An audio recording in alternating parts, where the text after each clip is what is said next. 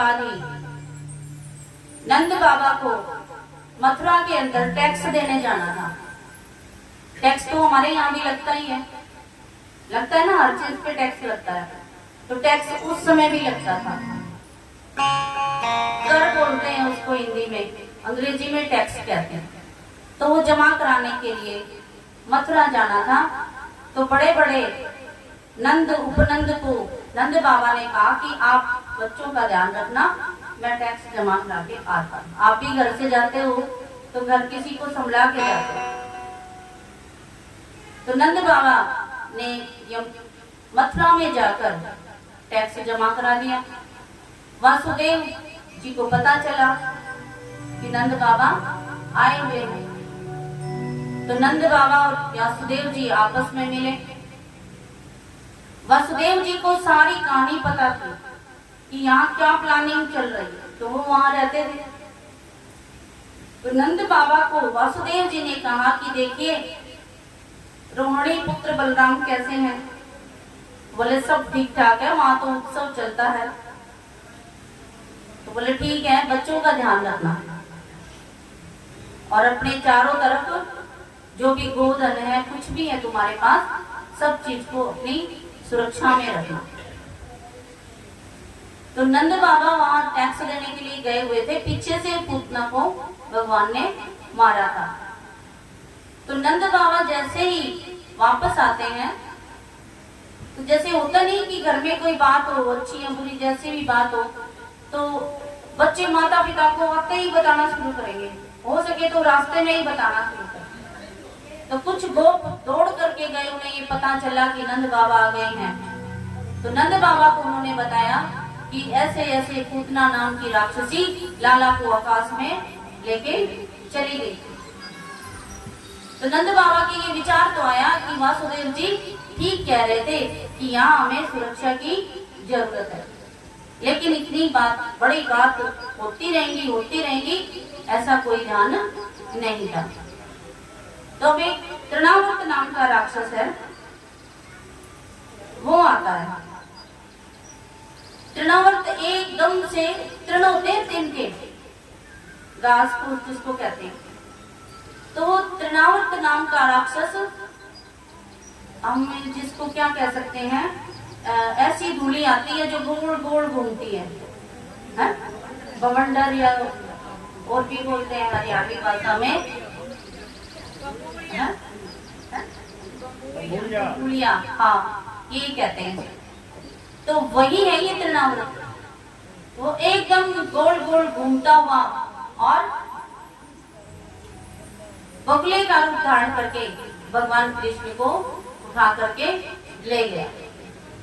ग्वाल बाल देख रहे हैं कि कन्हैया कहाँ गया। कन्हैया ऊपर और उस बमूलिये में दिखाई भी नहीं दे रहा। इतना अधिक आंधी थी कि कुछ भी नहीं दिखाई देता। अभी हम कई बार रास्ते में आए, ऐसा हो जाए तो हमें कुछ सूझेगा नहीं। ये समुद्र में भी आता है, ये धरती पे भी आता है, बवंडर बोले या कुछ भी बोले। तो कहते हैं यदि समुद्र में आ जाए तो हमने नौका को उसी की दिशा में चलाना चाहिए, विपरीत दिशा में चलेंगे तो डूब जाएंगे।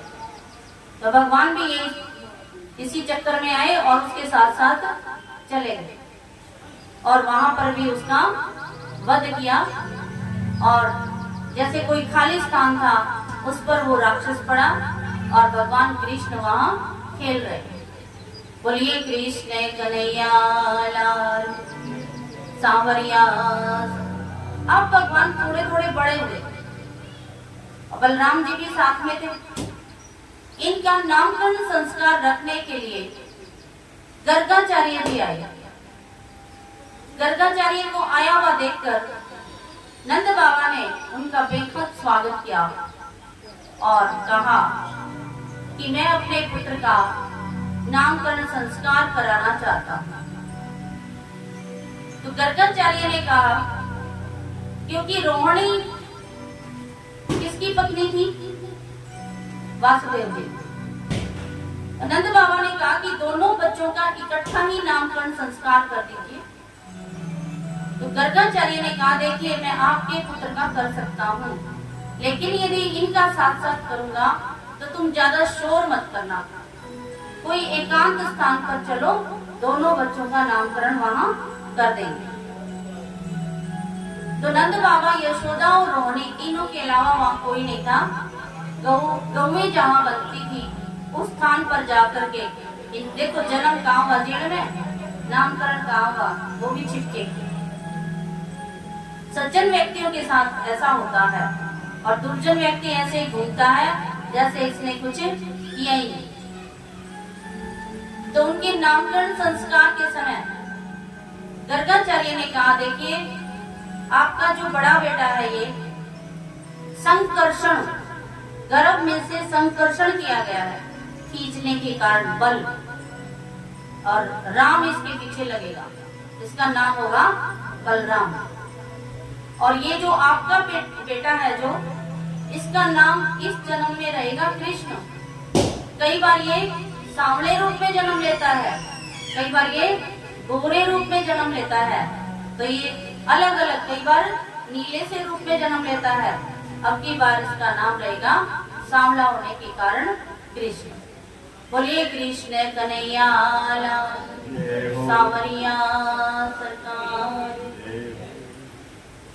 तो भगवान कृष्ण का और बलराम का नामकरण संस्कार किया गया। और अब भगवान की लीलाएं प्रारंभ होती हैं, जितनी आपको आज बता पाएंगे उतनी जरूर बताएंगे। भगवान कुछ बड़े हुए, चलते कैसे हैं, घुटनों के बल, धीरे धीरे कुछ बड़े हुए, अब गली में जाना प्रारंभ कर दिया। और गली गली नहीं, अब तो एक दूसरे के घर में भी जाना शुरू कर दिया। और अब गोपियों के घर जाते हैं, कभी बछड़ों के साथ में खेलते हैं, कभी गाय की पूंछ पकड़ लेते हैं, कई बार गाय का दूध सीधा ही गाय का दूध पी लेते हैं ठंड के द्वारा। अनेक लीलाएं कर दी है, तो बहनाम की तो चीज उनके है ही नहीं। तभी तो आज भी बच्चे डरते हैं क्या? नहीं ना। हम बच्चे को सांप दिखा दे तो भी नहीं डरेगा, रस्सी दिखा दे तब भी नहीं डरेगा, बच्चे को हम ऐसे कर दे तब भी नहीं डरेगा, और बच्चे से प्यार से बोले, छोटा बच्चा है, तब भी नहीं डरेगा। बड़े के सामने यूं कर दो तो लड़ाई हो जाएगी, उसके सामने आप कैसे भी व्यवहार करो। बच्चा कहते हैं भगवान का रूप होता है, और ये तो स्वयं प्रभु, ये क्या करने के लिए अवतार लिया है। ये जो बातें चल रही हैं, इन्हीं के लिए भगवान ने अवतार लिया है। और पूतना का उद्धार किया, क्योंकि एक तो उसका दूध पिया तो वो मां ही हो गई। तो भगवान ने पूतना को एक मां का दर्जा दिया और उसको सदगति प्रदान की। ऐसे ही तृणामृत को भी क्या प्रदान की? सदगति प्रदान की। अब लाला घर घर में जाता है और एक ग्रुप बना लिया श्री रामा वगैरह का, किसी के दरवाजे खुले देखता है तो उसमें घुस जाता है, मक्खन की चोरी करता है और बच्चों को खिलाता है, बंदरों को भी खिलाता है।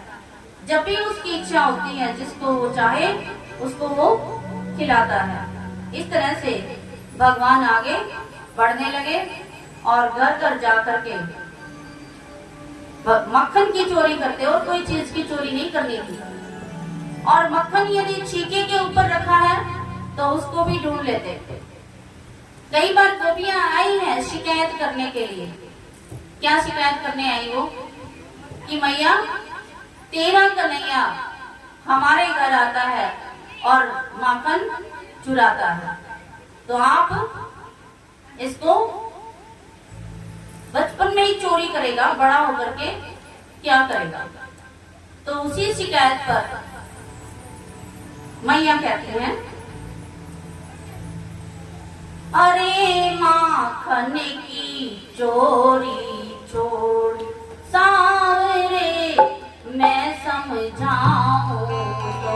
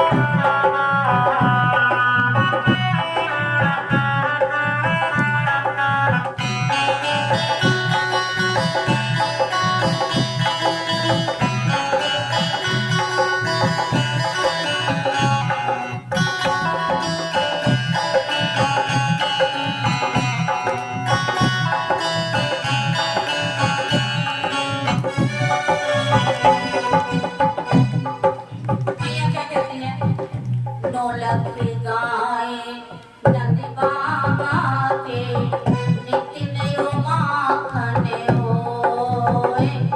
नौलख गाए नंद बाबा के नित नयो माखन होए।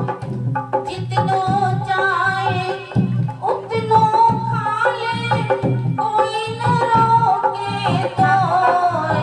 अरे माखन की चोरी छोड़ सांवरे मैं समझाऊं तोय।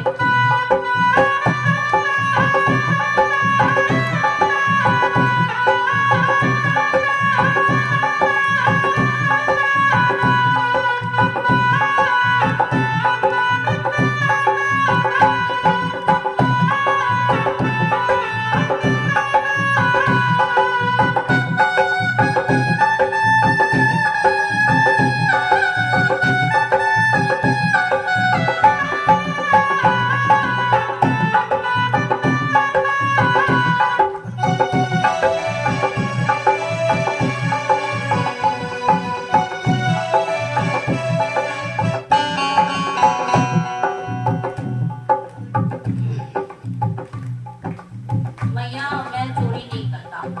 कन्हैया कहते हैं मैं चोरी नहीं करता। ये ग्वालिन जो है वो मुझे और तुझे बेकार में बुलाना दे रहे हैं। तो क्या कहते हैं? मैया जब मैं घर ते निकलूं बुलावे ग्वालिन मोय। मैया जब मैं घर ते निकलूं बुलावे ग्वालिन मोय। कोई कहे मेरे घर नहीं आया कौन पठायो तोय। अरे माखन की चोरी छोड़ सांवरे मैं समझाऊं।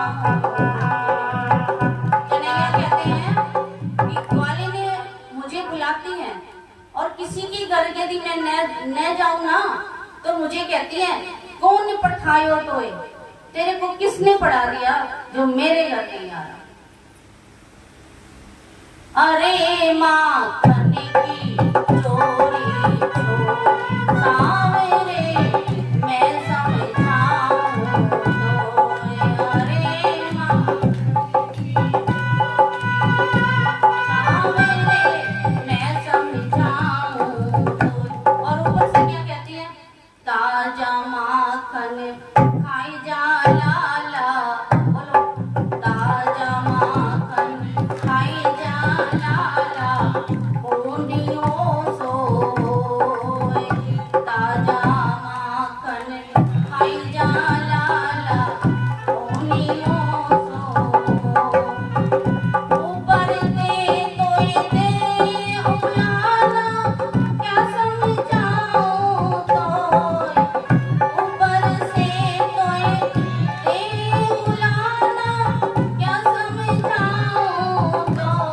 अरे माखन की चोरी छोड़ सांवरे मैं समझाऊं तो।